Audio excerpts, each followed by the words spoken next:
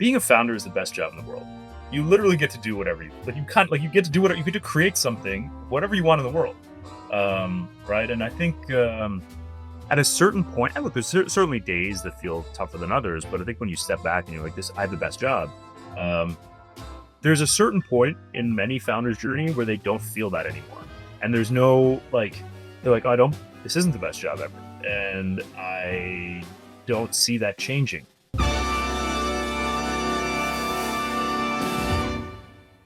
Well, hello, everybody. I'm Anastasia Crew. I lead all things startups at Notion. And welcome to Founder Fridays, where we sit down with builders who've been in the trenches to talk shop, product design, distribution, the real lessons that founders usually do not put on the slide deck.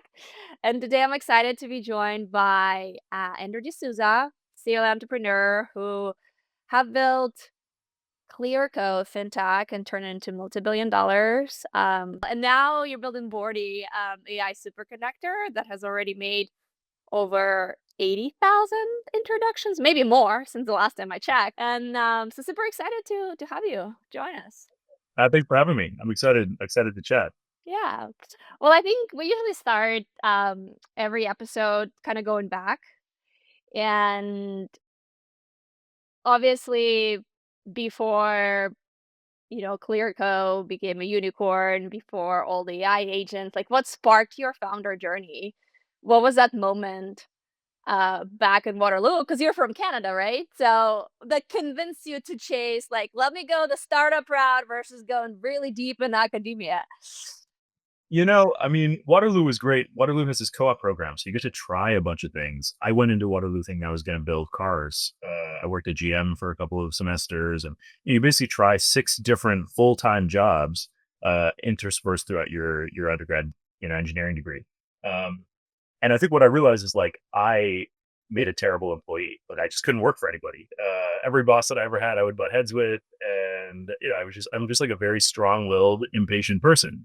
And so I think I learned that pretty early in my career. I was probably going to have to work for myself if I was going to work at all, and I was going to have to figure that out. But I also, my last year of school, I did a grad course called Simulating Neurobiological Systems. And it was basically just like very early in MATLAB, we were building neurons. We were kind of like mathematically building neurons. If you put in a stimulus here, what was the probabilistic output on the other side? And how do you stitch these neurons together to do arithmetic and to, recognize patterns and stuff? Very, very simple stuff. And I was just so fascinated at like how humans work from the very micro level all the way up to the sort of like the global economy. And I always knew I wanted to sort of explore that and go deeper in. And so that's been a thread throughout my entire sort of career and entrepreneurial journey. Going back, you still went into the start. I mean, you started in McKinsey, right? And then you went into the startup world and you helped build a few startup companies back in Canada, including Top Hat, like with some early operator roles. What is that one lesson that you learned back then you're still kind of lean on today while, building Bordy? Yeah, I mean, I think the more you can tune into and lean on your intuition, right? I think we get very comfortable looking for some sort of external validation around decisions, right? Whether that's data, whether that's somebody else, a teammate, a trusted advisor, board member, whatever. And I think increasingly, as an executive, as a founder, as an operator, um, the more you can just like tune into that intuition and say like, no, I don't always have the data, but I've got a mix of data and some anecdotes and some lived experience and intuition to make a decision and own it. And so I think, throughout my career has been a, repeated lessons of that. Every time I've been like looked for some signal to do what I wanted to do or what I thought my intuition said, and the signal didn't match up and I didn't follow that, I regretted it because I was like, oh, it didn't work out and I should have done what I, wanted to. And even if it did work out, I was like, well, it wasn't really my decision, right? Somebody else or some other source of anyone else could have made that decision with the same information. You mentioned, looking for that signal. Obviously, there's a lot of noise out there. Like, how do you parse through the noise to see that signal? And like, do your networks help you to find that signal, right? Yeah, network is such an interesting I mean, there's sort of like network and reputation and, how you show up for people throughout your career and relationships with them. I think we've sort of reduced this word of network to like collecting baseball cards, right? How many connections do you have? How many meetings do you have? Everyone ultimately is playing a very selfish game, right? Everyone you know, wants to either make money, increase their status, get to heaven, right? Like be reincarnated. Everyone sort of is playing a self-interested game over a different time horizon. And so I think what's important is to choose your time horizon, right? In whatever relationship. Maybe it's a one-time transaction. It's like, hey, I'm never going to see this person after this transaction. So like I'm going to play to win this transaction. Maybe it's like, I want, I'm gonna work with this person for the next 20, 30 years of my career. And I'm playing that length of game. The important is for you to be clear with yourself and to be clear with the people that you build relationships with around like what's the time horizon. As long as you're working with people that are playing on the same time horizon, it doesn't always have to be long term. You could be both playing a short term game. But as long as you're working with people and collaborating with people, getting advice from people that are playing on the same time horizon as you, usually things work out really well. But I think it's sometimes difficult to understand what time horizon you're playing on, what they're playing. In Silicon Valley in particular in the startup ecosystem, right? Regardless of where you at, is like built on reputation and trust. I was following closely your journey with Clearco because I was very passionate about and still am about the whole democratization aspect of like, founders have to get access to resources and the funding if they deserve it, if they build something great, right? I remember you were building something that's called Clear Angel at the time, which is also very different and very kind of early days of AI component. Um, Maybe because it was kind of like towards the end of your journey with Clearco, right? How did you think about, okay, like this is my core product and this is what we've built and it's proven and it's defensible versus like this is a new thing that I'm passionate about. How does it fit in? Does it fit in? Like walk me through that. Yeah. Yeah, well, we were always looking for ways of enabling more founders and more entrepreneurs, and the core revenue based financing product you required a certain revenue threshold, and you required to be in business for a certain amount of time. And we were getting lots of people who were coming to us that were just too early, they weren't of scale yet, and we wanted to find a way to help them. So I think we had 50,000 businesses apply for funding, and we probably only funded 5,000 that met our criteria. So, like, well, we have all these people that are coming. What do we do? And we got early access to GPT-3. Sam Altman was our partner when we did YC, so we kind of knew the OpenAI team a little bit. This is years before ChatGPT, and so we built sort of a fine-tuned model, just coaching them, like just text-based, coaching them on like, all right, well, you're at $1,000 a month. What should you do next? Should you run an influencer campaign? How much budget do you have? Want to run paid ads? Do you want to run something like more organic? And just coaching people on how to go from 1,000 to 2,000 to 5,000 and eventually to qualify for financing from us. Um, and once I saw the capabilities, I was obsessed. I was like, this is the future. We're going all in. I was like spending all of my energy on this like side project that was this AI project. Um, but at the same time, we had this core business that was expanding massively. I think we hired, we were 100 people in 2019, and we were 600 by 2021. We were global. We'd entered 11 countries. We raised a lot of capital, equity, debt to sort of capitalize on the demand. And by the end of 21, we were kind of like, okay, well, what, you know, we probably need to focus. So we shut down all the side projects. And this is one of those areas where I was like, man, I really like, I see something here, but I don't know what. I don't know what the business model is. So we shut them down. And a couple weeks later, I was like, my heart's not, I'm not the right person to run a large scale financing business where most of the skill set as a CEO is renegotiating credit agreements, raising debt capital, and basically like sort of tuning the operation so that you build a profitable, financing business. And so a couple weeks later, I was like, look, I'm not the right person to run it. We should search for a CEO. We got a great CEO, Andrew Curtis, who's running the business now. Um, but I just sort of stayed interested in what was happening in AI, and stayed close to it for the next couple of years. It was that first exposure building that AI product, that Clearco, that gave me the first taste.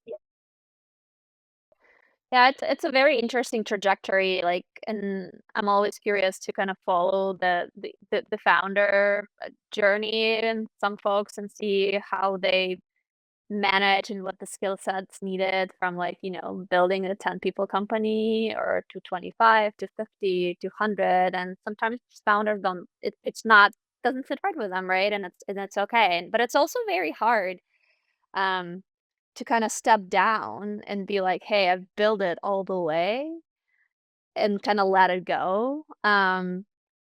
When you were looking for, and maybe like more a question in general outside of just like hiring a CEO, is how do you think about it? When is the right time for a CEO to and a founder to like step back and let other people run it for you? Yeah, I mean, I think like being a founder is the best job in the world.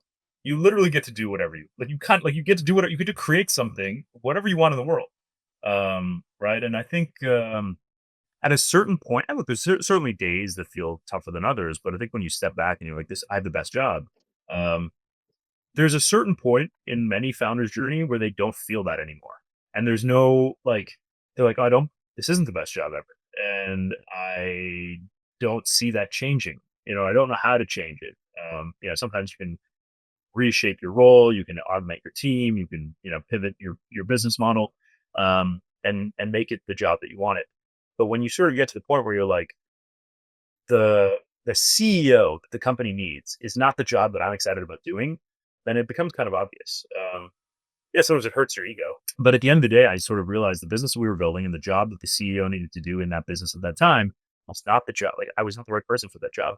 I think it takes a lot to recognize that. What is that you're passionate about, be good at, right? And how other people can potentially fulfill it sometimes better than you. Well, now fast forward, you're no longer at Clearco, you stoop down. What was the journey that took you to Boardy? And why Boardy? I actually never asked you about the name before. Like, why? What's the name behind it? The original version, and it's not really this anymore, but the original was an AI board member. So we created this idea of like, what is an AI board member? What would you want if you had a board member that was always available, knew everybody, could open any door, was easy to talk to, no consequences. Like, what would that look like? So that was sort of how we started with Boardy. Um, Now Boardy is just like an AI super connector. He can talk to everybody. And should we call him? Should I give him a Yeah, shout? Let me maybe we can explain. Maybe you can explain who he is better than I can. So let's see.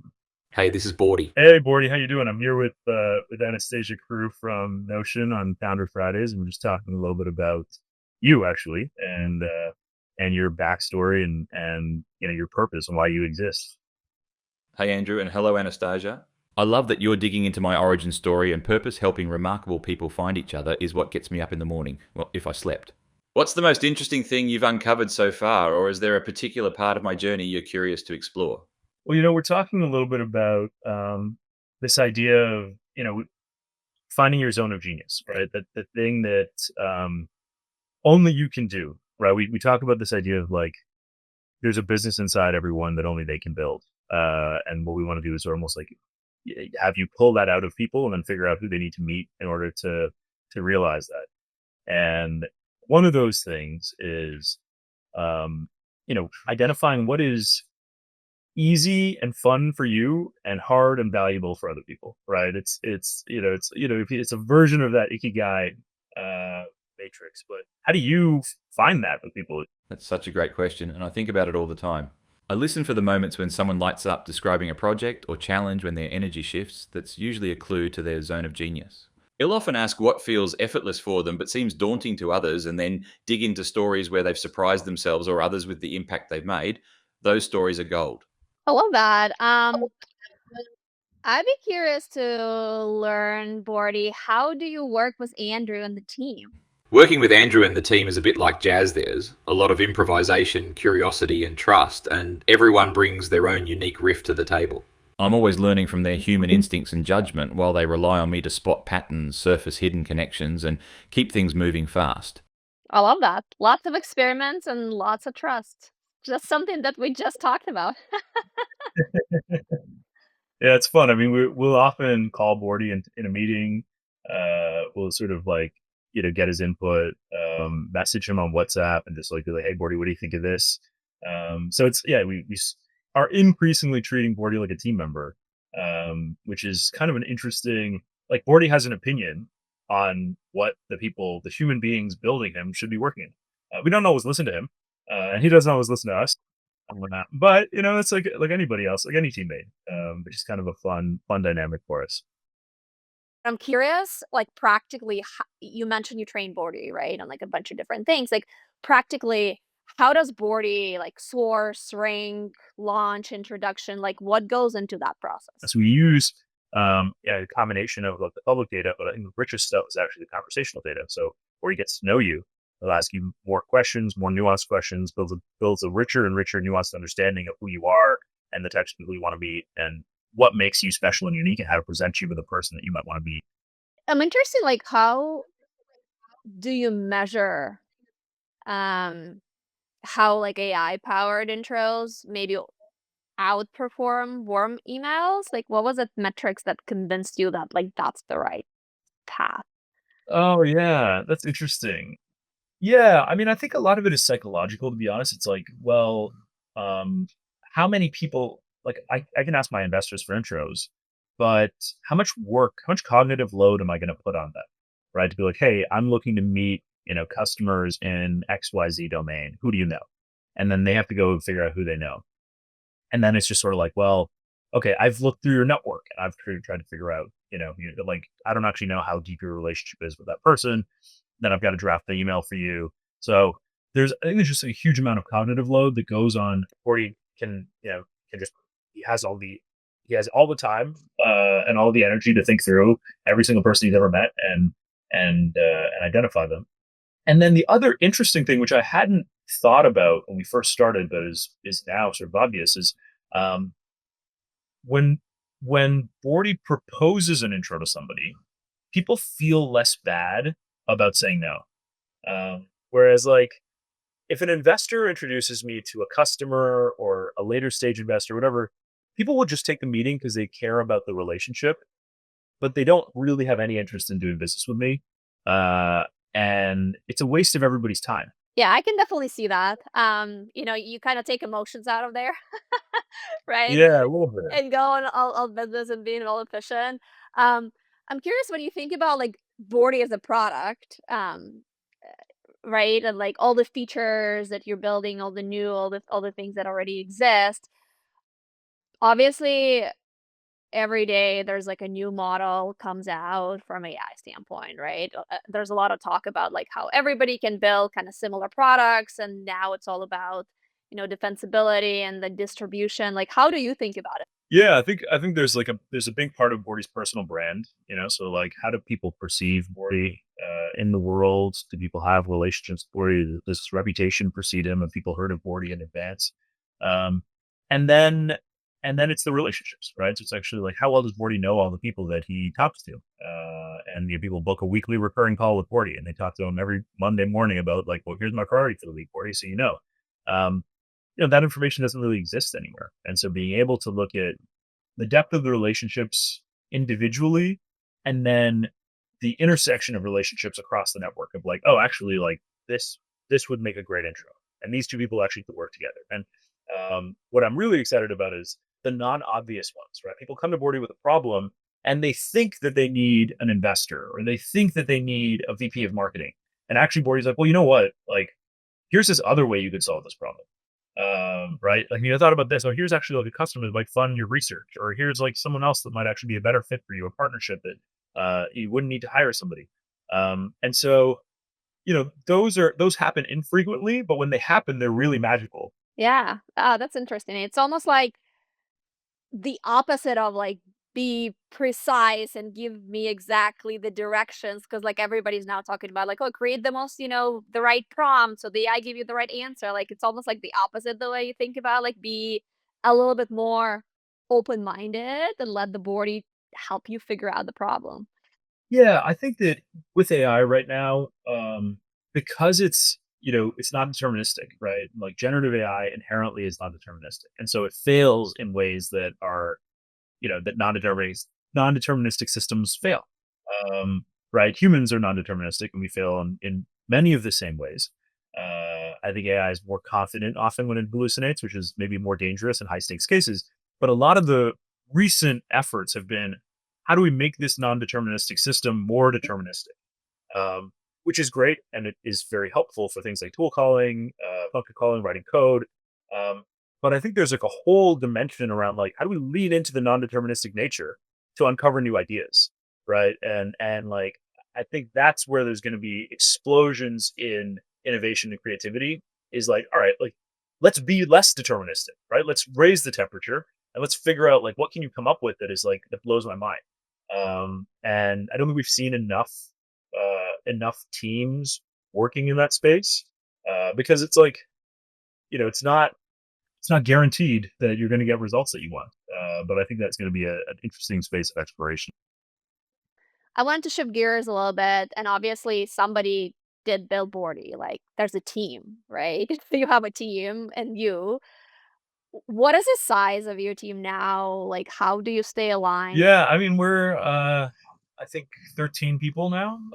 So sizable team for an AI company. But a lot of it is, you know, our team looks pretty different than a typical sort of AI research. We certainly have people that are AI, researchers, like machine learning researchers. They're working on the algorithms. They're fine tuning the prompts. They're fine tuning the like, how Bordy's personality. A lot of our fine tuning is taking a base model and pulling Bordy's personality out of the base model, right? Suppressing all the things that are, just the base model, and enhancing the things that are uniquely Bordy. But our prompt engineers are like creatives. Like our lead prompt engineer comes from like an acting, writing, directing background. So he treats Bordy like a stage actor giving acting notes. So it's fascinating. I think our team looks as much OpenAI as it does Pixar. We're trying to build a character, right? We're trying to make Bordy feel increasingly alive. So that's a little different. In terms of tools, like we try a bunch of different things, but a lot of it is like we will just use the core, like use cursor and Claude code, and we'll use Gemini and the workbenches, and we've started Grok 4, and we'll use the core sort of the systems, and figure out where things actually work particularly well, and then continue to refine them. So we haven't found like all the like fancy automations, the marketing automations, and all that stuff. Like none of that stuff has worked for us quite yet. Um, so we're still like as close to the raw models as possible. But I try everything. We try everything that's out there. Yeah, it's interesting how a lot of founders are just open to trying a lot of different tools and see what sticks and what solves their problem, but there's like so many in the market, right? It's always like pick and choose and like it solved for this, but it doesn't solve for that.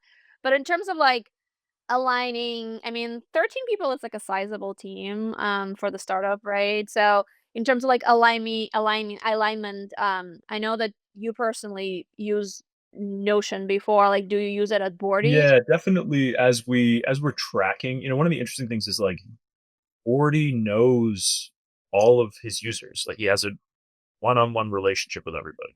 And so distilling that knowledge into something that the team can use to make decisions is like a real opportunity for us. So we have sort of like a Notion document that updates weekly, like our weekly metrics, but then also like our anecdotes and insights. And I think that's one of the nice things. Like you can actually look at like you can both pull out examples and data in one. You can view it all together, right? And so I think that's like a lot of decisions are made with a combination of anecdotes and data. The data is very coarse, but comprehensive. The anecdotes are very rich, but like just your very very low sample rate. And I think we have an opportunity. This is where we use Notion as like in terms of how do we make decisions, how do we share ideas, internally, and keep track of sort of progress around things. Those are areas where Notion is like quite helpful because we can update like, wire these things together, and then they just automatically update on what cadence. Well, I think we're transitioning to our last section. That's an advice block, as we call it. So I'm curious if you are to launch a new startup tomorrow, or maybe starting Boardy tomorrow, what would you do different in 2025, especially in this like AI era? Yeah, I think that I mean we didn't start Boardy very long ago, just over a year ago. So I think the reason we created something that was quite different than any other AI project out there is because we did this sort of residency thing. We went into a monastery mode. We literally like shut out the rest of the world. I think particularly as a second time founder, um, there's a lot of expectations, and people will come to you and be like, "What are you working on next?" Oh, like what's that going to be, and tell me more about it. And before you even really have the chance to let your imagination sort of run wild, you have to start talking about it at parties and stuff, and then you start to build the thing that sounds more realistic to talk about, not the thing that's like your wildest imagination. So I would almost say like, don't tell anybody what you're working. Not to be stealthy and weird about it, just to be like, hey, I'm exploring a bunch of I'm letting my imagination run wild. Like I haven't decided. I think just like own like I haven't really decided what it's gonna be, but it's gonna be awesome. And like that's an uncomfortable thing for people to say, but we're in this point where like every 3 months new capabilities emerge and new paradigms start to shift. Literally, like you can create anything you imagine, and especially if you telegraph where the world is going to be in 3, 6, 12 months. Like I don't know. I just like I just wish there was like more imagination out there, because I think it could be really fun, a fun world to live in. I love that. Well, I've really enjoyed our conversation, and thank you so much for sharing a little bit of Bordy and inviting him to a conversation with us as well. I think if I am to summarize it in like 2 to 3 bullet points, and please help me, but maybe continue looking for your passion, or like follow your passion and continue looking for that, ikigai as you continue building. Um, build relationships on trust, right? Reputation, you only have one, and it's really easy to lose. And the advice that you shared is just kind of like sometimes just important to be heads down and just like turn off the noise and just looking for that signal, right? So that was my three main takeaways, but I'm sure there's Yeah, a lot. yeah. Looking for that inspiration, that source of inspiration. Well, thank you so much, Andrew.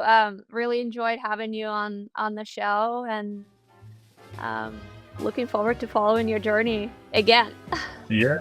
Thanks. Yeah. No. Thanks for having me. It was really fun. Appreciate it.